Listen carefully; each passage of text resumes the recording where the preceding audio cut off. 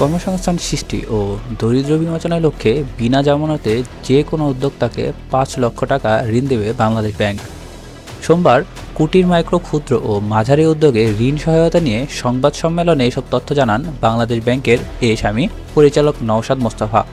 SM এর বাইরেও CMA তে কটেজ, মাইক্রো, স্মল এন্ড মিডিয়ামের আগে আমরা অপ্রাতিষ্ঠানিক প্রান্তিক উদ্যোক্তা নামে একটা নতুন শ্রেণী অন্তর্ভুক্ত করেছি, যেখানে ৫ লাখ টাকা পর্যন্ত লোন দেওয়া যাবে জামানত ছাড়াই, এবং সেটা এসএমই হিসাবে রিপোর্টেড হবে।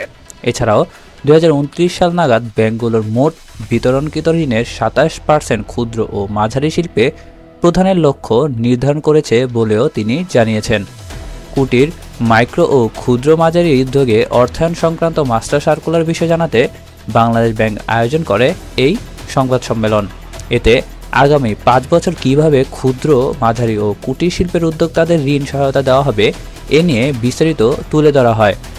বাংলাদেশ ব্যাংকের এসএমই ও স্পেশাল প্রোগ্রামস ডিপার্টমেন্ট পরিচালক জানান, কুটির, ক্ষুদ্র ও মাইক্রো ও মাঝারি উদ্যোগের উৎপাদনশীল খাতে সর্বোচ্চ ২০ লক্ষ টাকা ঋণ দিতে ব্যাংক বর্তমানে একজন উদ্যোক্তাকে মধ্যে ২২ জনই নারী। এর মধ্যে মাত্র ৭% নারী উদ্যোক্তা ঋণ পান। নারী এসএমএসই উদ্যোক্তাদের জন্য ব্যাংক লোন ১৫% উন্নতি করতে ব্যাংক কাজ করছে বলেও জানান এই পরিচালক।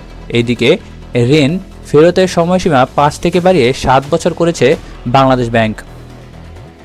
আফসান আলিফ, এএ নিউজ, ঢাকা।